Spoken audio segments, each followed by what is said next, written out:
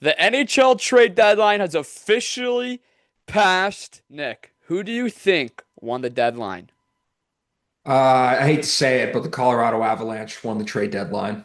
I agree with you. Let's do it.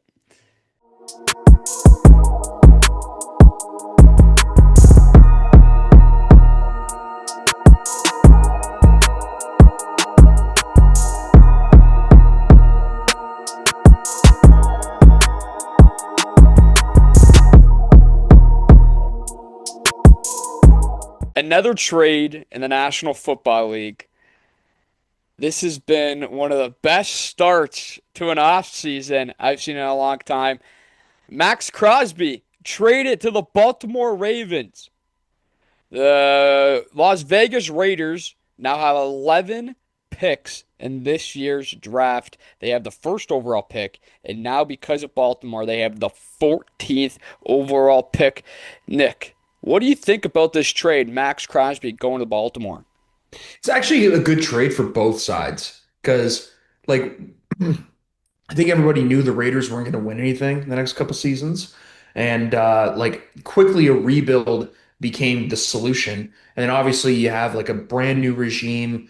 John Spytek is the GM. Tom Brady obviously is a minority owner. So, and obviously if you're bringing in Brady, he's not just there to own the team. Like he's going to be making decisions and advising people. Um, so the Raiders kind of had to cut ties at some point, and if you look and read all the stuff, Crosby actually didn't want to leave. So he wanted to be a Raider his whole career.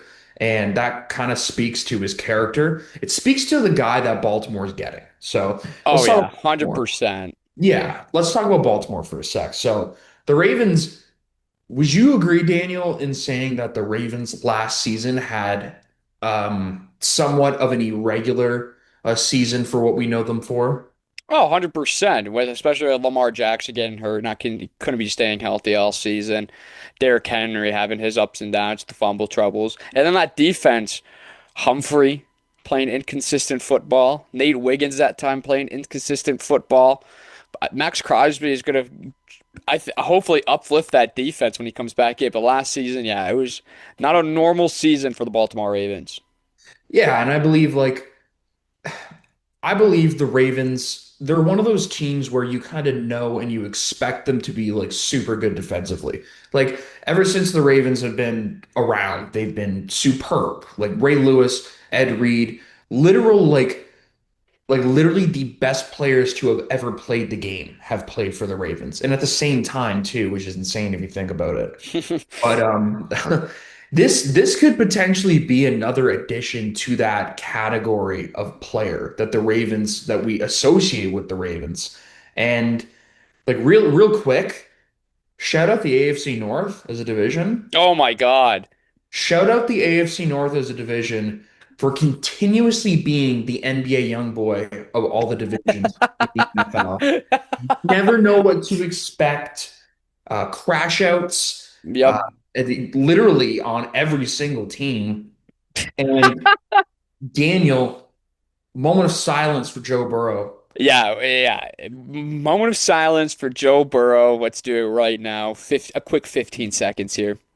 Let's bow our heads.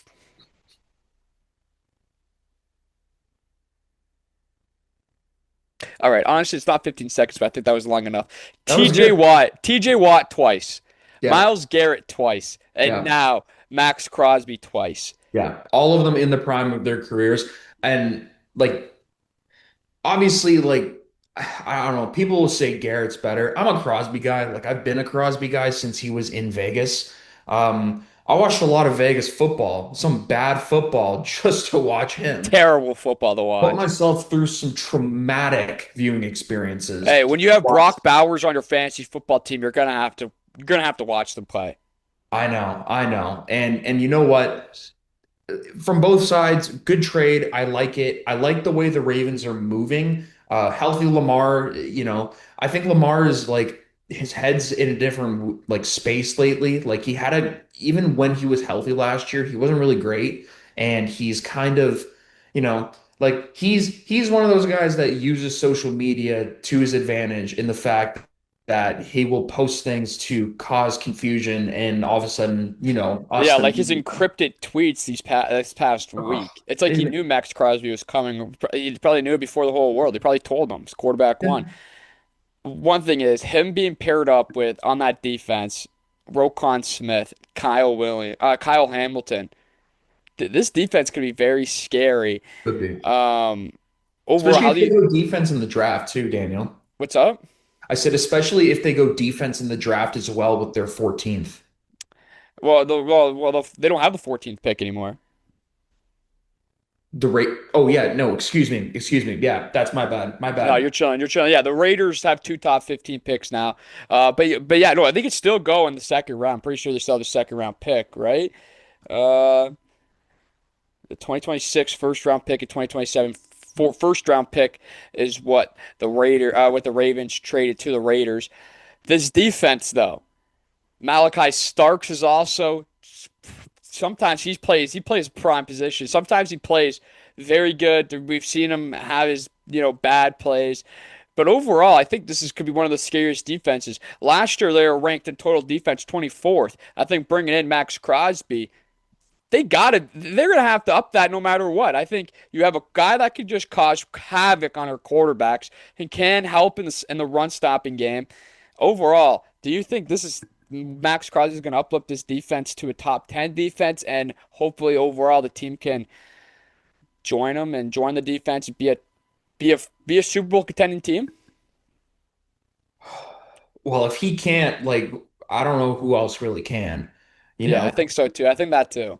like he's so good, man. Like his stats, like just doing this research for this show today, looking at his career stats since coming into the league in 2019, playing 7 years for like honestly, probably one of the worst sports franchises in the entire world. And Should have that's stayed in Oakland. Should have stayed in Oakland. should have stayed in Oakland. And honestly, I think football's better when the Raiders are good too, and they haven't been good Yeah, in our and we lifetime. haven't even seen them good in Vegas yet, so we don't even know how like the Vegas fans kind of react. Because when they were good and they were in Oakland, those Oakland fans are awesome. Yeah, they were I crazy. just don't know about these Vegas fans. And obviously, they're probably still the same. Like people are making the trip to Las Vegas to watch them from Oakland. But man, football in Oakland just had a whole different feel to it. Now, football in Vegas seems a little, yeah, they got a new flashy stadium, but yet your team sucks, and you have the best quarterback as a minority owner, but your team still sucks. But they have two top 15 picks. Mendoza's going to be the quarterback. He's Yeah. going in a bad situation. Well, he's actually not going in the worst situation, but well, actually, it is the worst situation. It's that team sucks. The Raiders suck, but they also have. Who are they going to use? Who do you think they're going to use on the 14th overall pick? I'm thinking they go another offensive weapon like a receiver, maybe a corner. Yeah, I mean, you want to take somebody who's gonna help you, like literally is gonna fit right into your plans. Like you need somebody who you know is gonna just slip in there and produce from day one. Guy that jumps to my head like immediately is Makai Lemon. Like Yeah. immediately Makai Lemon. Fortify the receiving end of the team a little bit. You obviously still have Brock Bowers, so you do And they have also have Mike Mayer. If they honestly use a two tight end system correctly, they have two powerful tight ends. yeah, and they always have somewhat decent offensive lines. Like that's the Yeah. one thing about the Raiders. Like when have they ever had the worst line in the league? Yeah, a long time. Actually, I don't even not even coming to mind. Yeah, so like And they're building up. Like I like to say, like offensive line obviously was not. It's not great. It's not a top 10 offensive line. It's probably bottom. no. It's for sure I'll bottom look up the barrel rankings offensive from line. last season. Yeah, but it has to be probably they're either middle of the pack or I want to say bottom barrel, but they're not the worst. Um, Ashton Genty, Brock Bowers. You get a young quarterback in there. You get a young receiver that could be your future receiving receiver one, and you obviously fix that offensive line and let it. Maybe like do they? Like, would it be crazy if we see them go offensive line at the 14th overall pick? No, I actually should eat my words because the Raiders statistically have the second worst offensive line in the I knew NFL. I knew it was bottom. Yeah, I had a great thought of that. But yeah, still Just you don't terrible. hear about it though. No, well, you don't hear about the offensive line as much. You just don't. You don't hear about the boys in the trenches that much, unless you're on the defensive side, like Max Crosby or Myles Garrett breaking records. You hear about sacks. You don't hear about the blocks and the pancakes. No, and it's so yeah, I mean, given what I just read and what you just asked me, for sure, there is a chance. The problem with the draft this year is I think like after those two top linemen, like Maui Goa from Miami and then Spencer Fano from Utah, like besides them, there's a pretty big drop off, I think. But like how bad your offensive line is, you're gonna have to take a shot and develop one of these like offensive linemen. You're gonna either take them in the first round, the 14th overall pick, or you're gonna take them in whenever your next available pick is. Like the 14th overall pick, I do like that Lemon pick. I think that's a smarter move. At least you're building up. You're looking at your offensive weapons: Mendoza, Genti, Yeah. Bowers. Use a two tight end set with Mayer, and then you get a Lemon in there too. Honestly, and then you got to go with free agency and get the linemen. You got to spend a buttload of money on the offensive linemen. They're terrible. They're terrible in the National Football League. One of the worst offensive lines in the league. The second worst, like you said, statistically. Yeah. But then you have this generational running back that everyone was saying is generational. I think he's still generational. Look what he's done with that terrible O line, creating his own holes. He had 900 plus yards just off the ground. I think I saw a stat. It was 300 or 400 post contact yards too, or 500 post contact yards for Ashton Genty. Like these are good numbers from a rookie running back right there, and still behind a terrible offensive line. I'm a little scared for Mendoza though, because we've seen it how easy it is to write off a rookie period. Look what the Buffalo Bills fans are doing to Keon Coleman, writing him off right away. Look at what a lot of people are doing with receivers that don't pan out right from the first start of the kickoff. Now, just think about quarterbacks. It is so easy to write off quarterbacks. Remember Bryce Young's first season in the National Football League? They said Yes, this sir. guy is going to be one of the worst quarterbacks to ever play because he's so short. You got to give these young quarterbacks time to shine, especially if you're going to get thrown in a situation like Mendoza's going to put in the second worst offensive line. Honestly, it's the worst offensive line in the National Football League. Um, he's going to get sacked a lot.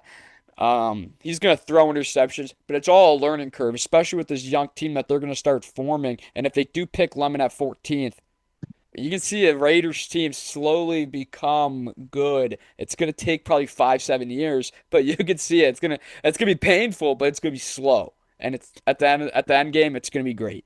Yeah, honestly, it could be quicker than that too. Like in this day and age, like Yeah, probably 3, 4 seasons maybe. And I just looked it up right now.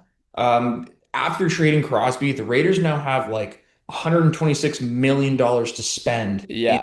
in free agency. And And you and can and, and bet. the great thing is because they have so much money to spend in free agency and stuff like that. Las Vegas is honestly, I would think so. For a professional athlete, a lot of them like to gamble. Las Vegas, Nevada, gotta be an ideal spot for athletes. Obviously, it's a joke, but living in Las Vegas, like who wouldn't want to live in Las Vegas? Las Vegas is beautiful. You don't, and it has been an ideal spot, but organizational wise, it's going to be tough to sell on players, especially if players are like 28 years old and they don't want to go through a rebuild. So you're going to have to build through this draft. They have 11 picks just alone in this draft. Let's see what the Las Vegas Raiders can do. Anything else on that trade for Max Crosby?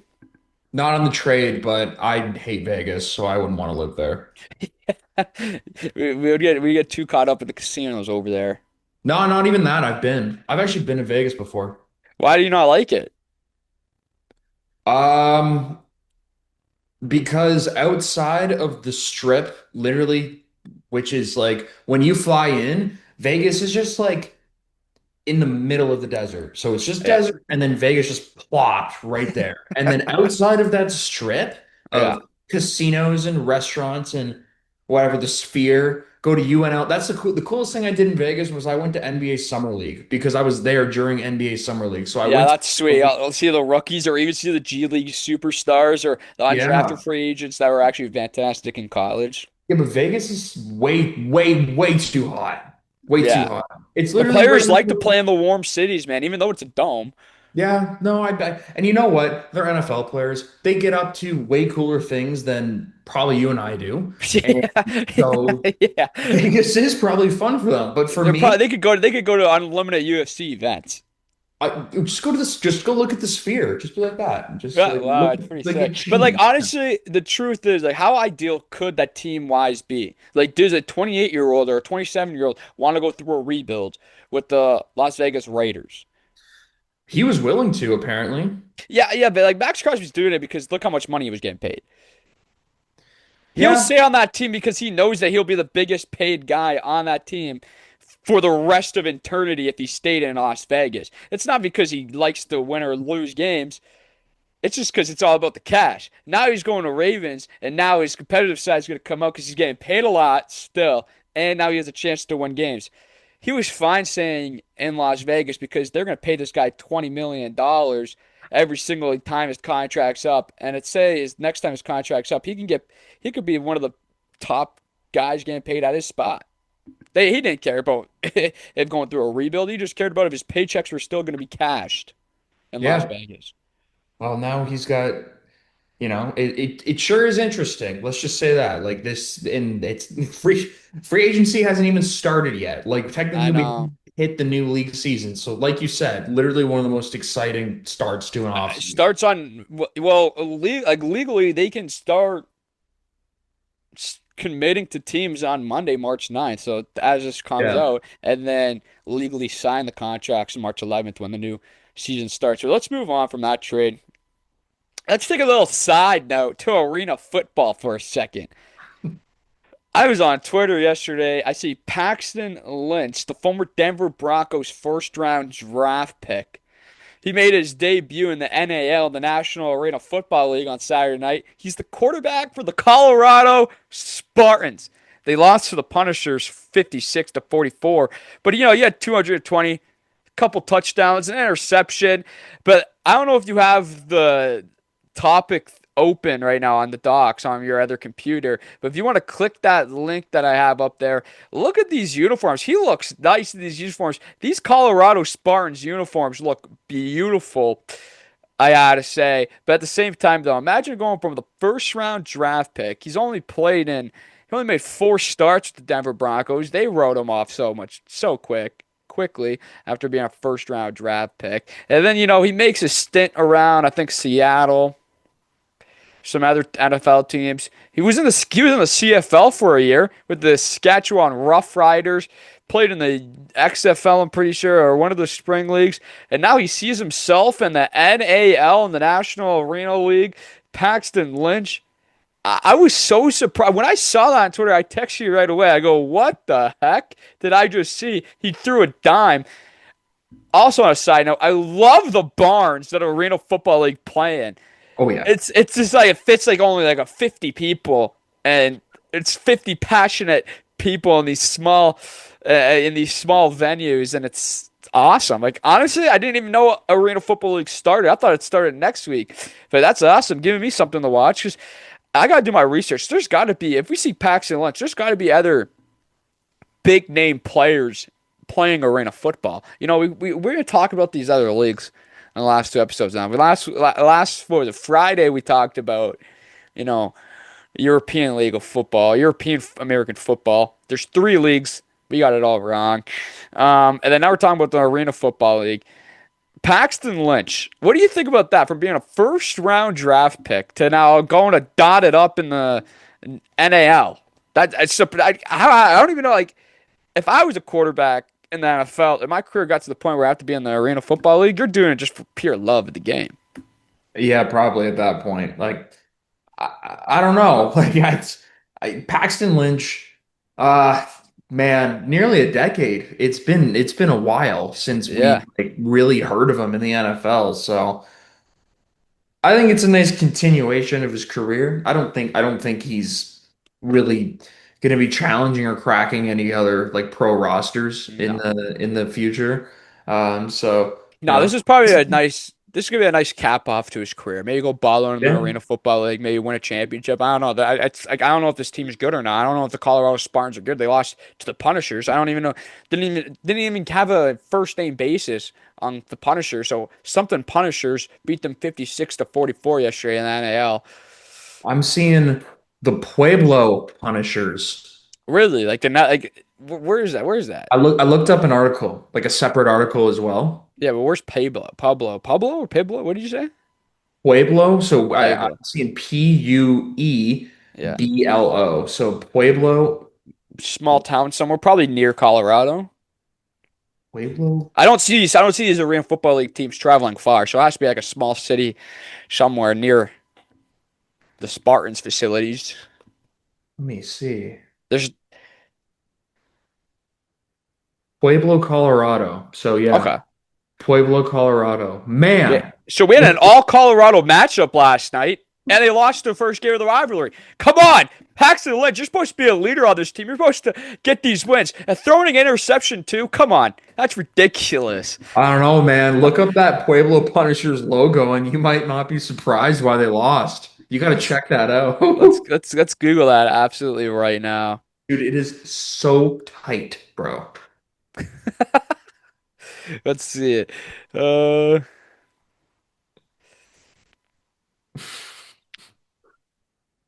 Holy crap! That's the logo. Yes. It looks like a logo that you would see on like a biker gang. It's literally the Punisher's. It's It's the Punisher's skull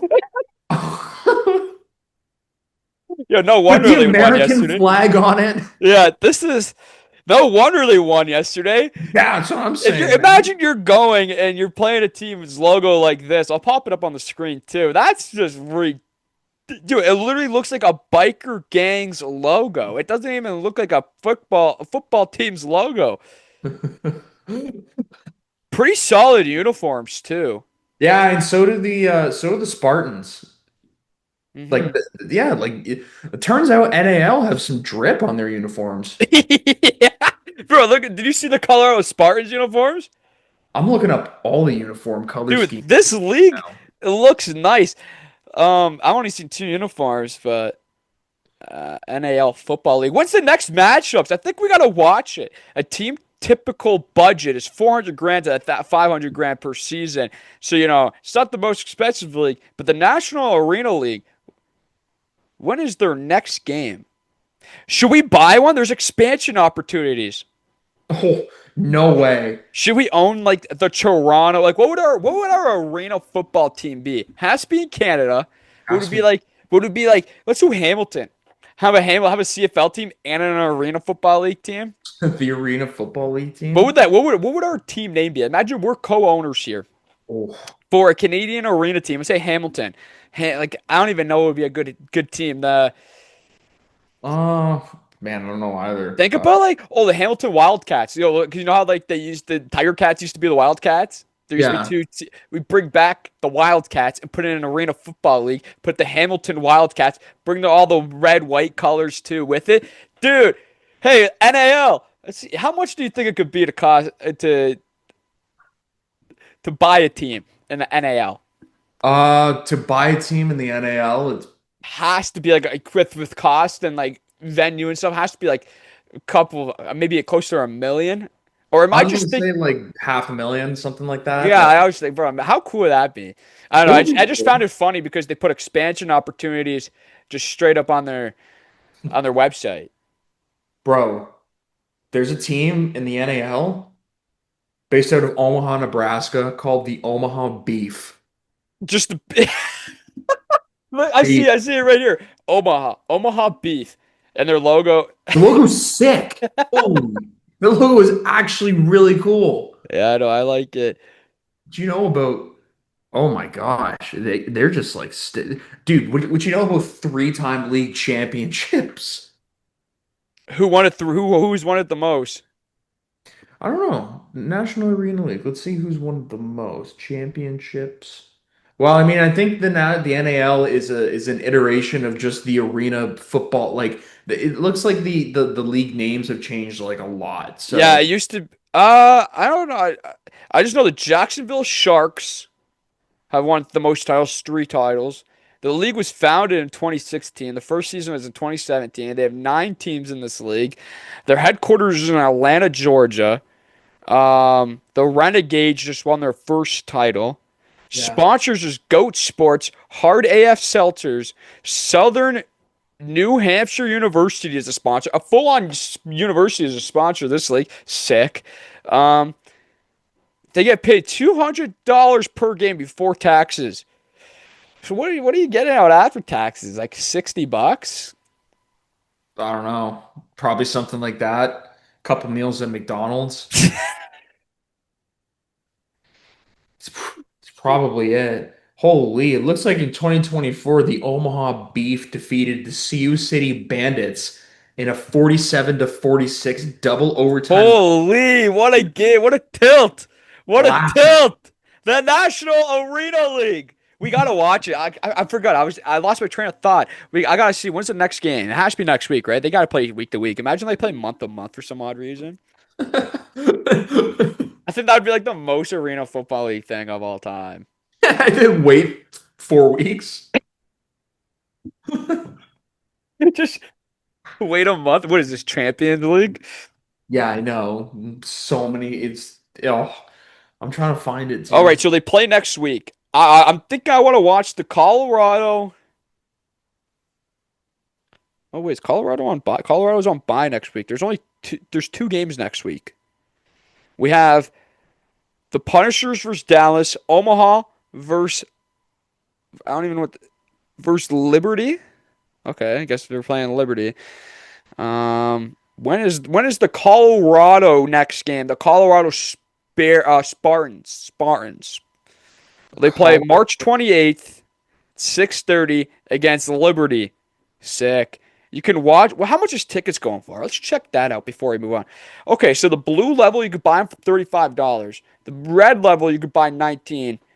Gray 15. The green level's 10.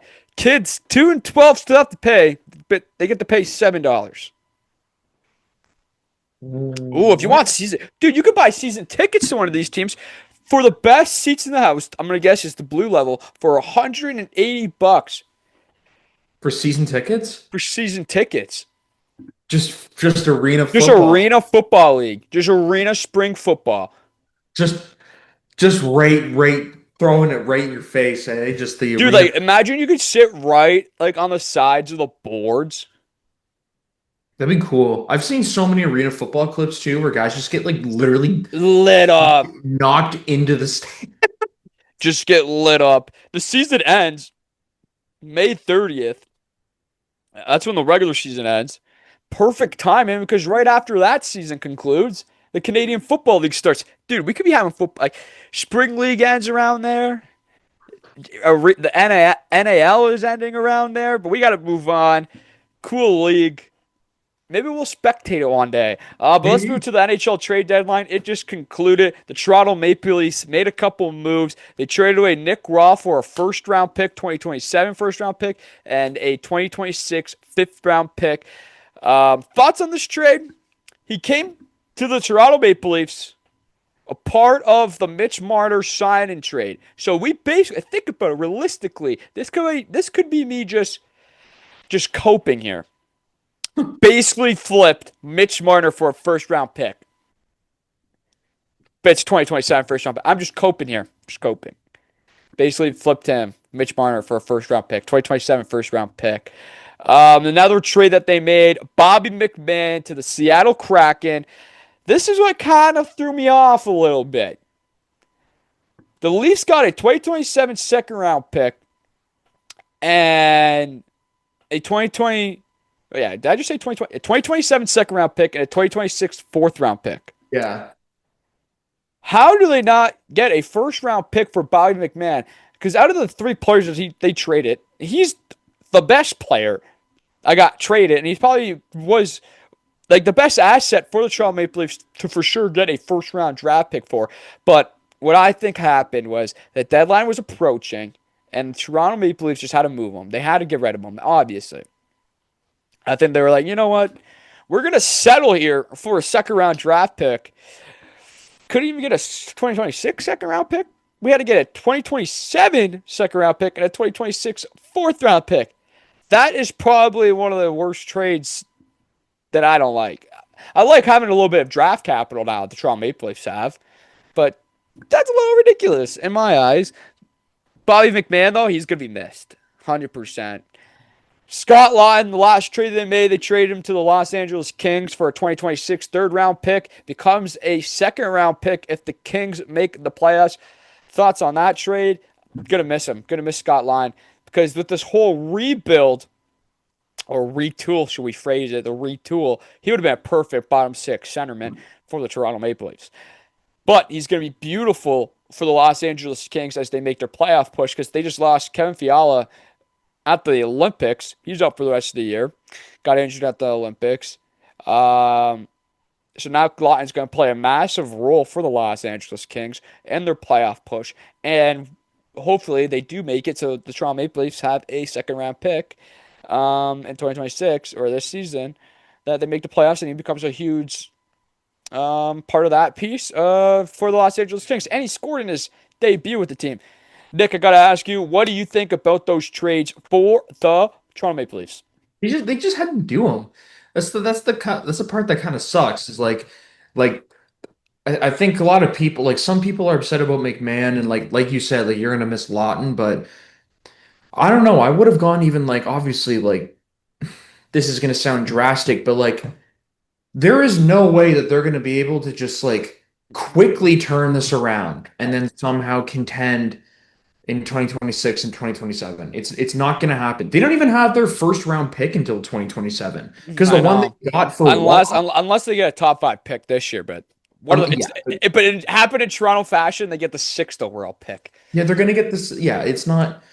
So they just had to make these moves. I mean, Matthews and Nylander got to go too. Like start fresh. That's my mantra. Like I'm very much like. And I'm again like to the folks out there who might think that like I don't know what I'm talking about. It's because for the most part I don't. I'm not a huge hockey fan.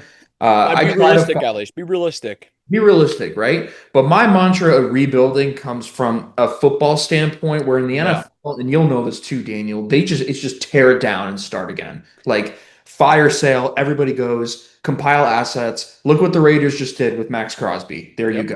The only reason why they didn't trade other people is because they don't really have much else. But like the next player they would be able to trade that's on Max Crosby's level would be Brock Bowers. And he's And they'll never young. trade him while he's young, but like that'd be like on the same level of Max Crosby. Yeah, but Brock Bowers makes sense to keep because he's young, and I think he's still on his rookie deal, right? Yeah. Yeah, okay. So I'm my thought positive, pretty is sure, yes. I think he is. But I was just saying that like the only other player they could have traded was Yeah. Brock Bowers because they don't have anyone else. No, they literally don't have anyone else. They literally don't. Like Ashton Genty is not a proven commodity. Anyway, but to get back to hockey, like these moves needed to happen. I'm on Yeah. like a little bit more probably should have happened. Like Oliver Ekman Larson. Oliver, yeah, the reason for him not moving a little bit weird to me too. I don't know why. Look, I think Tree Living is just kind of like hoping. Like he's just, for lack of a better phrase, with some of these moves, I feel like there's a lot of throw stuff at the wall and hope it sticks kind of the mentality. Yeah.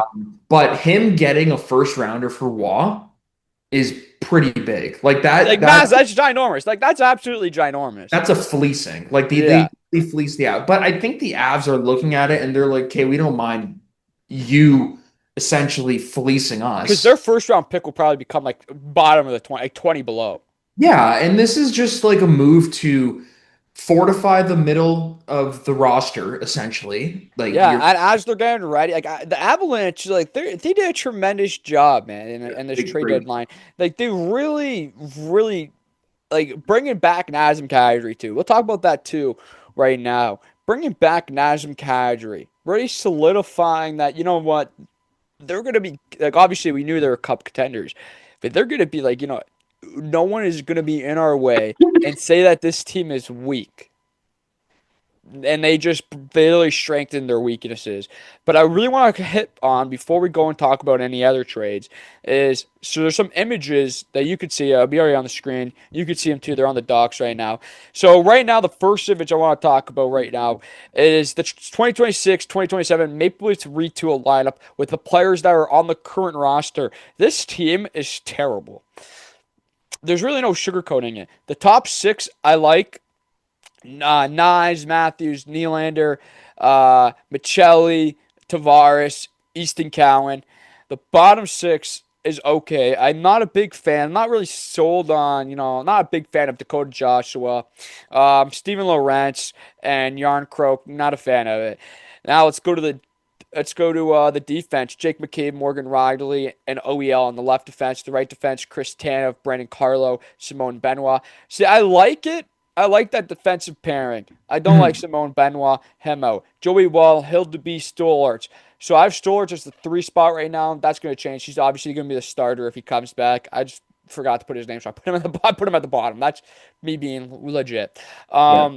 Really like that. But now let's go to the second image, the 2026 Maple Leafs retool that I actually think will be realistic for them next year.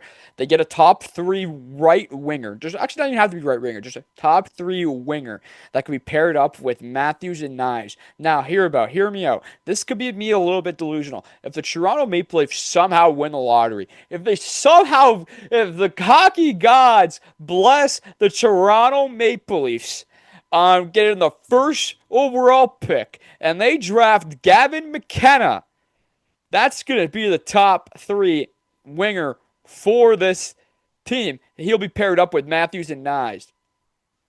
Now, the second line, Michelli, Tavares, and Nylander. Love that. So that top 6 right there. So right now I have it as a question mark, but just think about it. Just daydream a little bit with me here. Gavin McKenna at the right wing spot, paired up with Nyes and Matthews. That might pay some families. And then Michelli. The reason why I have Michelli still here, he's an RFA, a restricted free agent.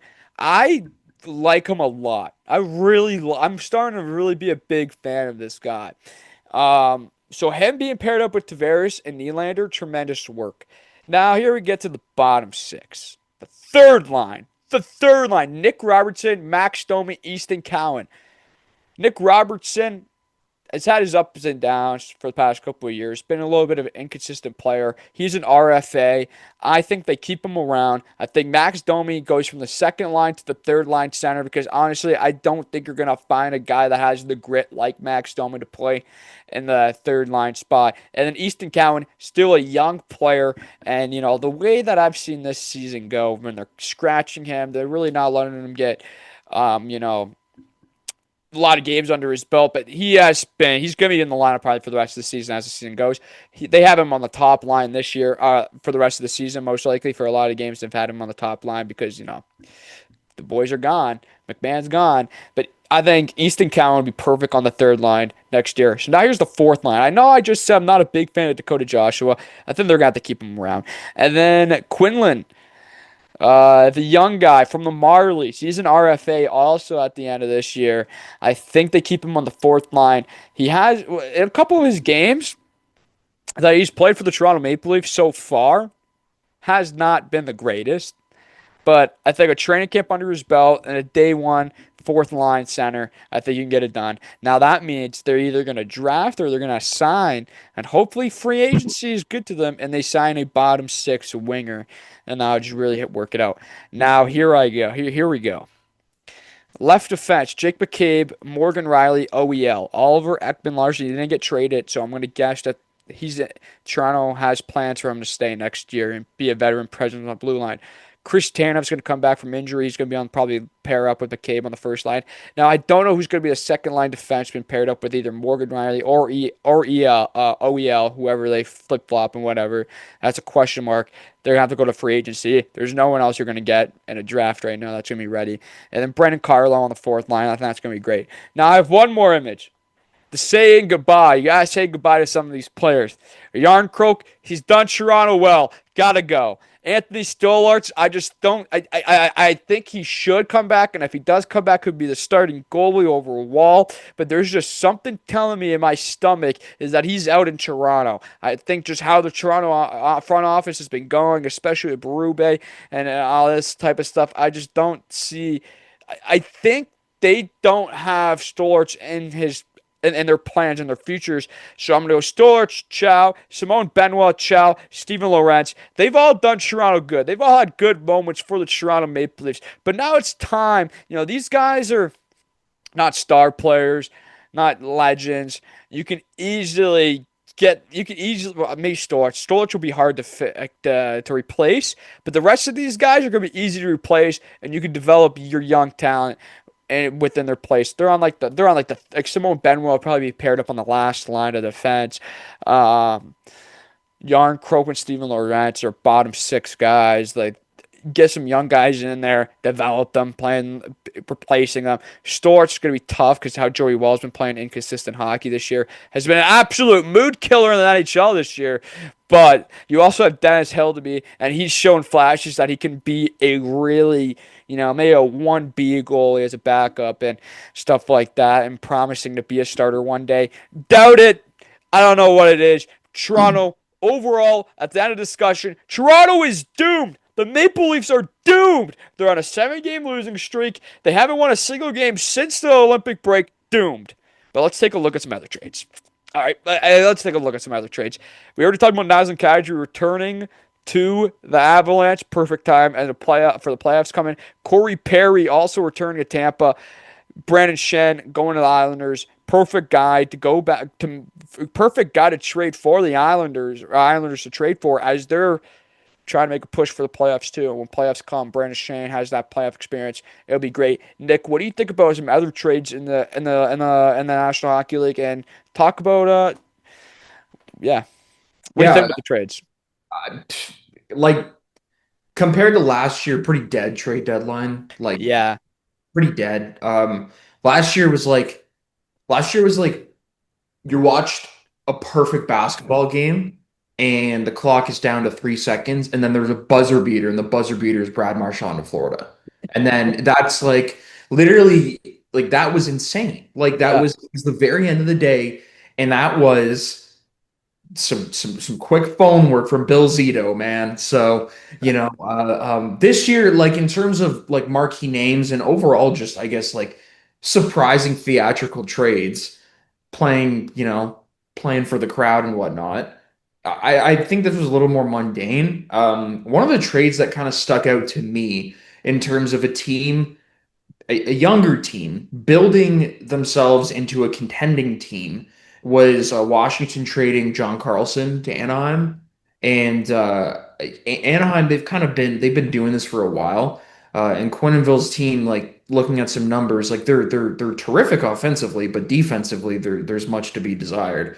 And Carlson is kind of like he's the perfect defenseman for them because although he's good in his own zone, he's really good at starting things offensively from the back end. So, Great guy for a young team. yeah, Bring in that veteran presence to a very young hockey team. Perfect. I know that some guys are sad to see him go to Anaheim, but it had to be done, and I think that's a perfect move for Anaheim. Any other trades? Mackenzie Weegar? You want to talk about Mackenzie? yeah, Mackenzie Weegar, like that was striking because Utah is like they're really trying to like yeah, and again, like this is one of those things that I've like noticed, and probably a lot of other people have, is these new teams being like competitive and aggressive. You can thank the draft for that. What do they call it? The relocation draft or the expansion draft? Actually, no, they didn't. Expansion draft. Yeah. Well, actually, no, they didn't even go through an expansion draft. I forgot about that. They were Seattle was I totally forgot about that. They used to be the Coyotes. Oh yeah, okay. But So they were good. They were a good young team still. But once they switched to well actually no, that was Utah. Yo, I got it all mixed up. one of Utah them, was the Coyote team. Seattle was the expansion team. You can thank the expansion team. My yeah, mistake. and go back to Vegas. They were another expansion team, and they They acquired went off on their first year. Yeah, they had what they get Marc-Andre Fleury right off the hop, right? A Yeah, goal. pretty sweet to get him with his like last 2 3 years in his prime too, or not his prime, Yeah. but like last 2 good years. Like a William Karlsson who was just becoming one of the top five best players in the Yeah, so, and but the Colorado had, I not Colorado, yeah, Calgary had to trade him away. yeah, they did. And he is a little older, but he's got a lot to give. And especially for Utah too, who want to be aggressive with this sort of deal making. Like I like this move. The other move I really like is Justin Falk to Detroit. Hmm. I like that move. Last year Larkin was I think it's fair to say he was pretty pissed that they didn't do anything at the deadline. So what do they do this time? They go out and they get a dog, Hmm. essentially. They got a And great player. great player, great defenseman, like a very sturdy guy. And this is going to aid them in that playoff push. Yeah, And 100%. Like right now, they're first place in the wild card. yeah, Um, with 77 points. yeah. I don't know if I have it right down or not. Is it 77? I just know they're first place in the wild card right now, the Detroit Red Wings. They bring in Falk. They're gonna make a push for the playoffs too. Well, they're gonna clinch. They're gonna clinch that first wild card spot. They're gonna clinch it. Um, but going into the playoffs with a guy like that, Detroit could be a team that can upset many, many teams. They're a team that will be physical in the corners and around the boards. That will be a grindy win, a perfect team for the NHL playoffs. And you could see them hopefully upsetting a couple big games.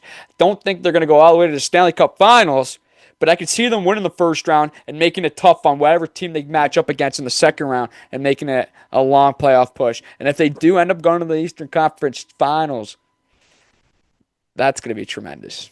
Oh man, like that's But bringing Falcon though, like with that team, like that's a tremendous move. That move literally brings them from like I don't want to say an average team because they're above average. no, but it elevates them. But yeah, it elevates them ginormously. Like like kind of just like we saw, not to bring it back to football, but with Crosby going to Right. To Baltimore. be honest, you can compare anything to football because football is the king of sports. Yeah, and well, you know what else is too? It's certainly the most dramatic, and Yes. there's the NFL is like theater, but I mean, and then besides that, not really too much. Like the Kadri trade was the big one for me in terms of standing out. Like Colorado Yeah. is getting even better, but like I don't really understand Shen going to New York. Like Yeah, just and because he waived his no trade clause to go there. I Um, don't understand speaking of no trade clauses is Parayko waiving that Yeah, because see, like Parenko waiving his no trade clause to go to Buffalo. I find that like I get Buffalo already has a fantastic blue line. They're creating something very special over there in Buffalo. But yeah. Parenko, I don't know why he waived his no trade clause because think about it, he's going to a team that could be a cup contender in a couple years. I got, I hate to say it, but Buffalo looks very good.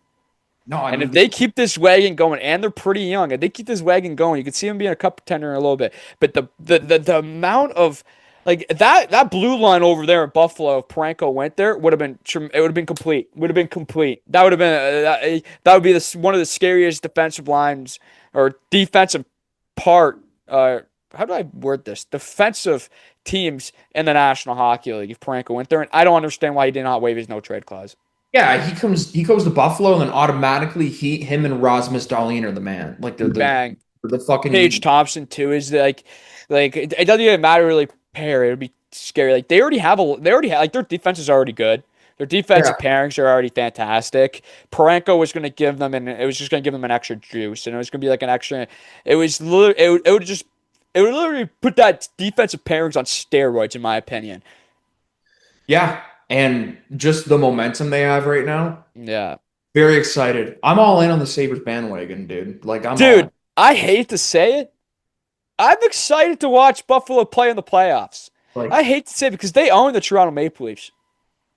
are you telling me that you're ready for some Buffalo Sabres hockey? Dude, like I've watched a couple of their games this year, and honestly, like usually when you watch that, you're only looking to watch like two players play. It's fun to watch the whole entire team play. When was the last time that we wanted to watch Buffalo Sabres hockey? Like willingly Dude, wanted like, to I watch don't know. I might have still been in diapers. I don't know. Buffalo. Jason Pominville. That's a throwback era. Yeah, yeah, probably that long ago. Yeah. But I mean, all in all, like, eight, 6 out of 10 trade deadline for me. Yeah, they really put the dead in deadline. It was just terrible, man. Like Yeah, I they was did. bored. Like, dude, the most the, most fun I've gotten out of that trade deadline and watching it on TSN, watching their trade center show. I actually had both on because Biz Nasty from Welland, Ontario native, Biz was on Sportsnet. So I really like when this guy speaks, but I also like Sportsnet because how they I just like TSN how they do the show. And then they did a mock lottery. And you know who won the mock lottery draft? The Toronto Maple Leafs. So if the Toronto if TSN could get that, right off the bat, to get first overall, that means Toronto has a great chance to win this lottery. Just kidding, because I actually try to do the exact same thing. You know what? We have time. We have one more. We're probably not going to get to soccer today because I want to do this, and this might be a little stupid to me. I'm gonna go to the lottery draft website and see how many times it takes me to get for the Toronto Maple Leafs to get the first overall pick. Because I tried to do it yesterday, and I only tried it 10 times. I was 0 for 10. I was unsuccessful. 0 for 10. But let's try it here. Um, NHL draft lottery. Um, simulator. Here we go. All right. You're looking at live, folks. Yeah. All right, so I'm gonna screen record this so I can put it on here and that it. All right, we're here. This is not the one I used. Maybe this one will be better. Let's go Sim Lottery. All right. 0 for 1. Chicago gets the first overall pick. Okay, Toronto gets the eighth. Let's sim it again. 0 for 2. Nashville. Nashville gets the first. Which we're gonna do it 3 more times. Nashville gets the first overall pick. The Leafs get eighth again. Oh my gosh. Calgary. What the Leafs get this time? 8. Are you serious? Swear to God. Wow. It must be only like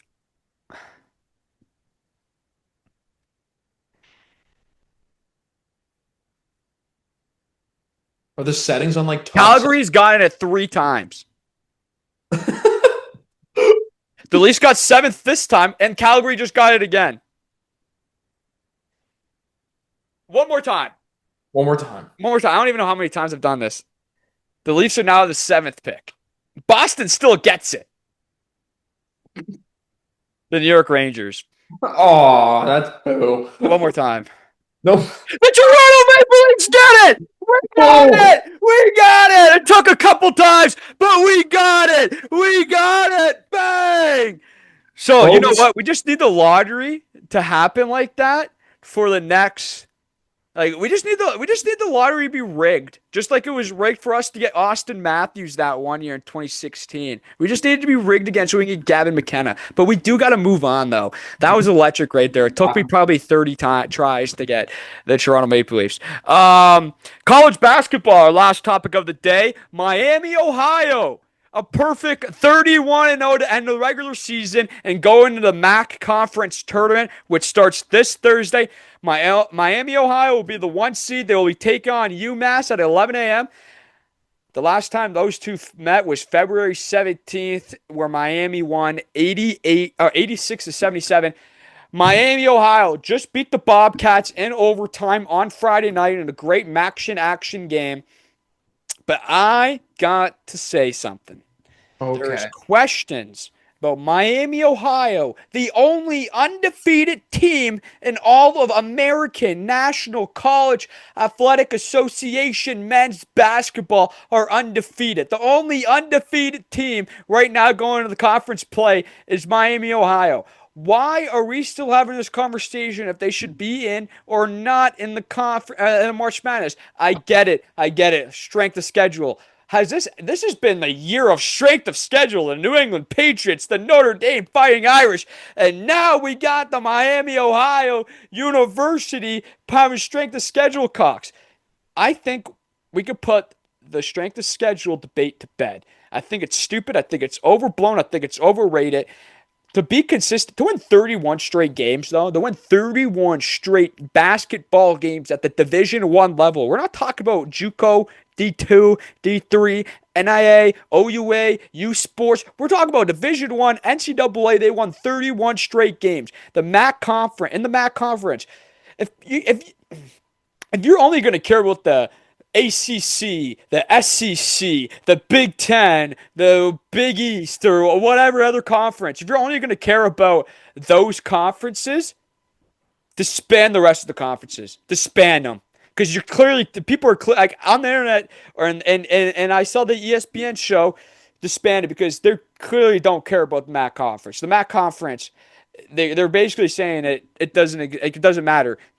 Their strength of schedule is probably it was the one of the lowest right now, but they won 31 straight basketball games.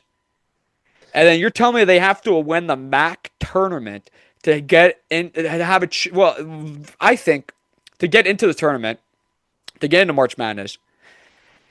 People are saying they have to win the tournament or win the MAC tournament to get into March Madness. I think the committee's going to get it right at the end of the day if they do lose, because overall, what I do think Akron is the better team, but best team off record is Miami, Ohio. But I think overall roster, and how they style of play was really picked up for Akron.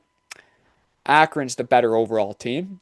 Miami, Ohio is probably second, but Miami, Ohio is undefeated. They have closed out every game. They have closed out 31 games, 31 games straight. I find it stupid. I find it stupid, stupid, stupid. They would be the only team to be undefeated from the regular season and not make it into the college March Madness if they don't get Yeah. in. Even if they lose in the conference tournament. So let's say they were actually like 31-1. They lose against UMass. They will be the only regular season team to be undefeated and not make it to March Madness. How ridiculous is that? What's your thoughts on Miami, Ohio? Not this whole situation, this whole talk. What's being done to them right now is like a travesty. Yeah. Travesty. It's like Notre Slander. Dame getting Borderline knocked out in the slander. play. What's up? Like borderline slander. Yeah.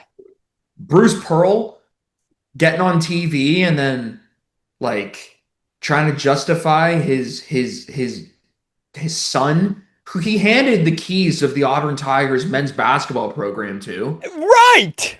trying to justify his son, who has double digit losses, by the way. Yeah. And I know people can say, "Oh, the SEC, the SEC." Okay, you know what? 31 straight basketball wins is extremely impressive.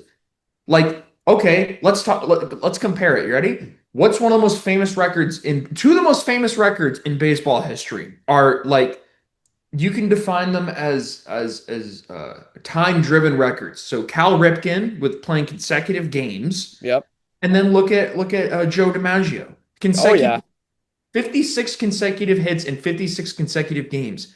That is very, very hard to do. Hmm. Now, if you take that stat, 56, and then you break down his competition, and then you start to compare his competition, and then you come to the conclusion that, you know, not everybody he faced in 56 straight games was an all-star level pitcher. You're not going to say But guess what? Still in the majors, the best league of baseball. You know what this exactly. is? The best division, Division One, best college basketball players on earth play Division One. I'm not saying the best Division One players play in the MAC, but they're Yeah. still Division One athletes. And I honestly think what's happening to them is unfair. No, I think it's really And unfair. if they don't get in, It's I think it's a joke. like it's such a joke. Like, what, dude? The tournament's like built on Cinderellas, literally built on Cinderellas. This is like a prime candidate for a Cinderella waiting to happen. Not saying it's going to be like Loyola or, Yeah. or or like what was the one team that went to like the Final Four? Is it George Mason or something like that? Which year? 80s, like really long time Oh, ago. I wouldn't even know. It wouldn't even come to mind. I don't know, but still, like this tournament like is built on the Cinderellas. Yeah. Like a lot of people, I myself tune into the tournament primarily to see those upsets. But I've been watching a lot of college basketball for the past 2 years. I love it. I honestly like. I get the strength of schedule is a topic of discussion, but to be honest, man, I think it's one of the most impressive things is to win 31 straight games. Like I think that's the most impressive thing. I don't care what conference you played in. I bet if they were in the SEC and they won 31, if they won all 31 games, people would be like, this is the greatest basketball team of all time, the best college basketball team of all time. But because they play in the MAC and it's lesser competition, yeah, they go, okay. maybe you should be in, but your strength of schedule sucks. It's like they won 31 straight games. Yeah, But then now 31 you know what's going to happen? They're going to lose in this tournament.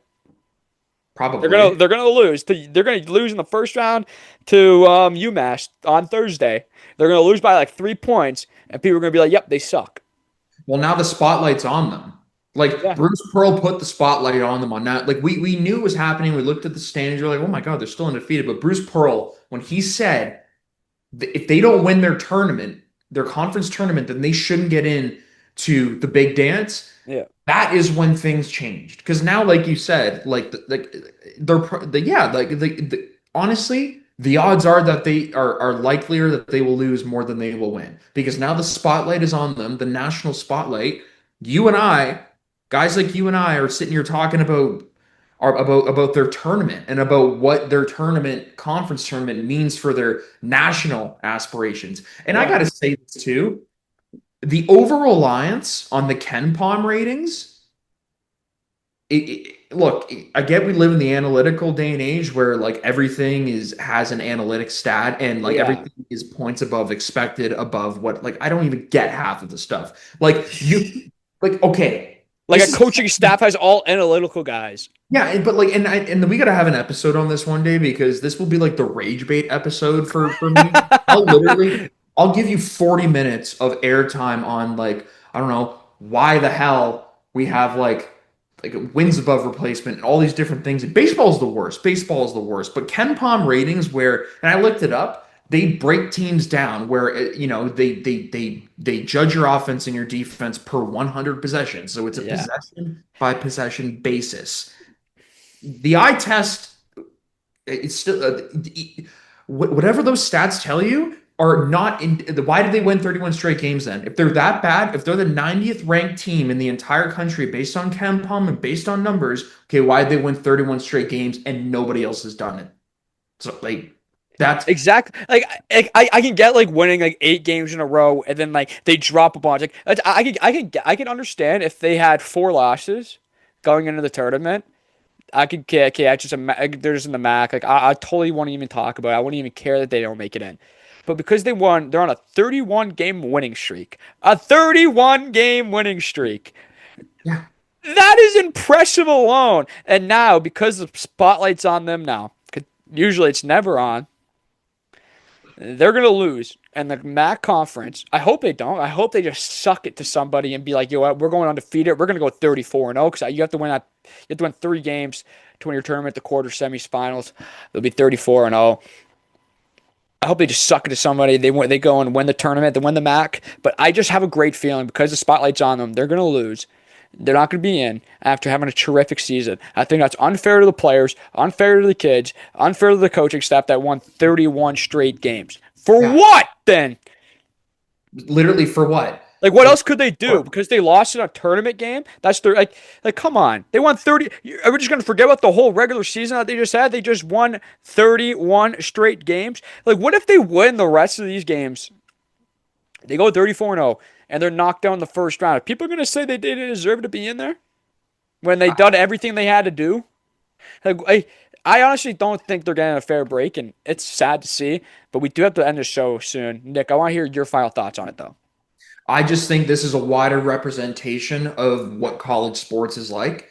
And you brought up Notre Dame earlier. Well, look what happened with Notre Dame. Hmm. They got absolutely screwed. And You I'm got to put James Madison in there. You got to put the automatic bids in there. You know what, man? There's some conferences in sports and college that you can honestly, I honestly think college sports needs one whole commissioner, not a committee. We're talking about a committee of strangers, of old folks. They're probably at their house drinking a coffee or half asleep on a couch. And we're talking about a committee. When we watch a commissioner and we talk, like, there has to be a brand new way for college sports. College sports is honestly, arguably, people say it's the best to watch right now. It's arguably the biggest mess in all of the world of sports. Oh, I mean, Like like like like like like there's some conferences and like some divisions like the Sun Belt has no they have no they do not deserve a spot in the college football playoffs. You're no, telling me whose thought process was this? Who like I would take the MAC conference over the Sun Belt any day of the week just in football. I would take the MAC and any other conference besides the ACC, the Big Ten, the SEC. I'm pretty sure, is it the Big 12?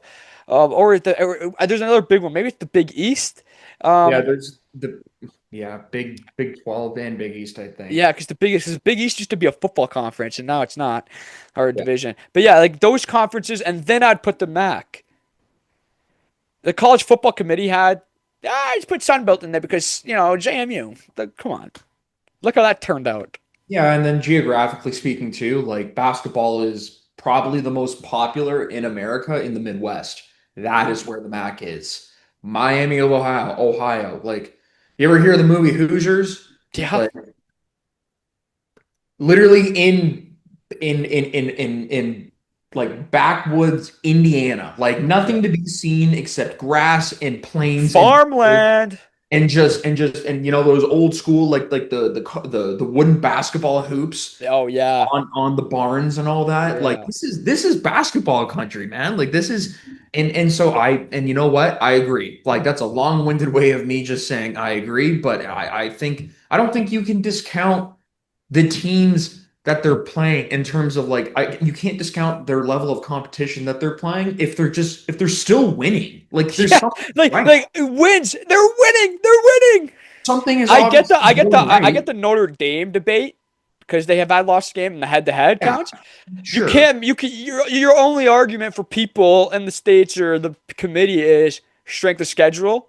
At least Notre Dame, you guys had Miami beat Notre Dame and like the head-to-head to matter there.